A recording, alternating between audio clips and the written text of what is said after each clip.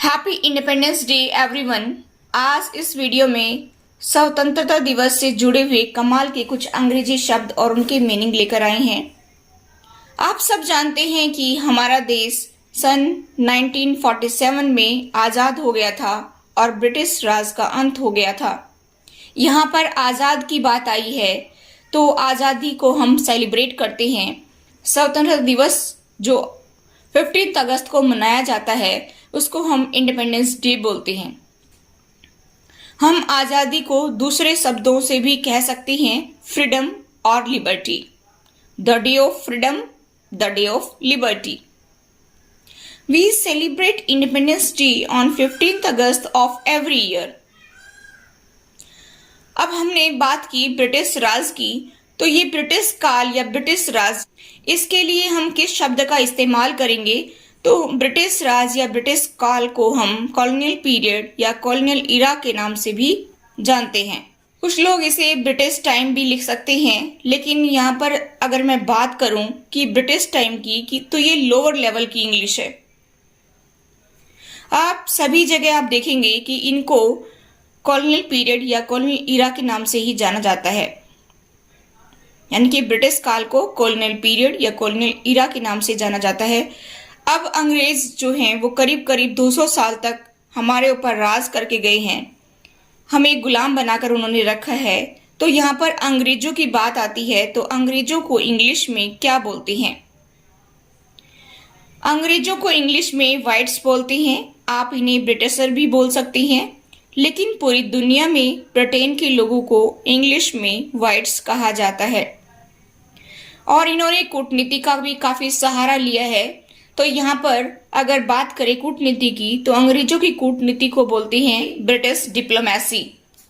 उन्होंने हमारे देश पर राज किया है, क्योंकि इस बात का भी हमने जिक्र किया है इसमें। तो हुकूमत करना या राज करना को क्या बोलेंगे? रूल या टेक ओवर। टेक ओवर राज करना या कब्जा करना भी बोल सकते हैं। अगर हम बात करें कि कब्जा ऐसे ही आसानी से नहीं होता है, तो उसके लिए इन्होंने क्या करवाए? दंगे भड़काए, ठीक है, बहुत कांड हुए। तो यहां पर हम बात करेंगे कि दंगों को इंग्लिश में क्या बोलते हैं? राइट्स। हत्याकांड, हत्याकांड को इंग्लिश में क्या बोलेंगे? मैसाकर। गुलाम को इंग्लिश में क्या बोलेंगे? स्लेव, क्योंकि बहुत सारे लोगों को इन्होंने गुलाम बनाया और गुलामी की लोगों ने इनकी, तो गुलामी को इंग्लिश में क्या बोलेंगे? स्लेवरी। स्लेवरी। न जाने कितने ही स्वतंत्रता सेनानियों ने और देशभक्तों ने बलिदान देकर के देश को आजाद कराया। अब स्वतंत्रता सेनानी को हम इंग्लिश में क्या कहेंगे?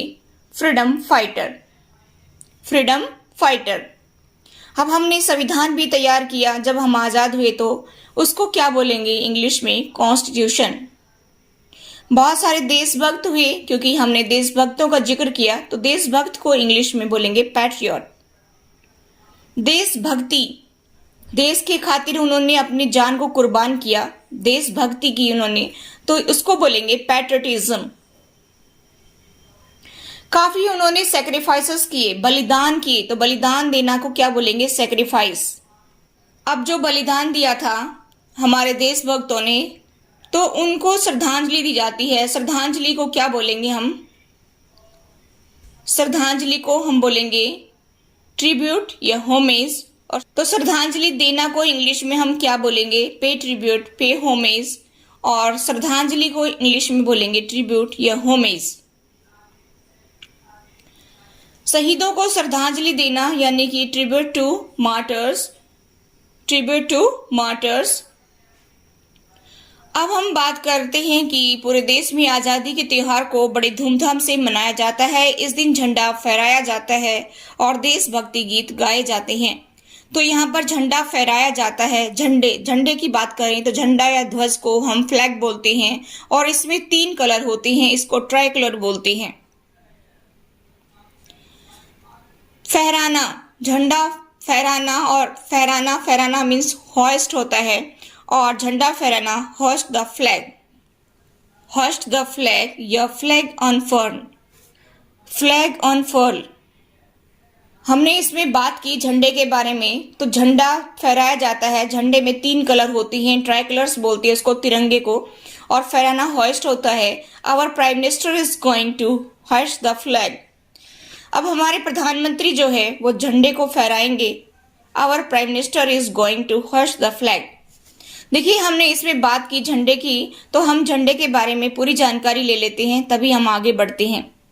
झंडे को इंग्लिश में फ्लैग बोलते हैं और इसमें 3 पट्टियां होती हैं। पट्टियों को क्या बोला जाता है? बैंड्स बोला जाता है।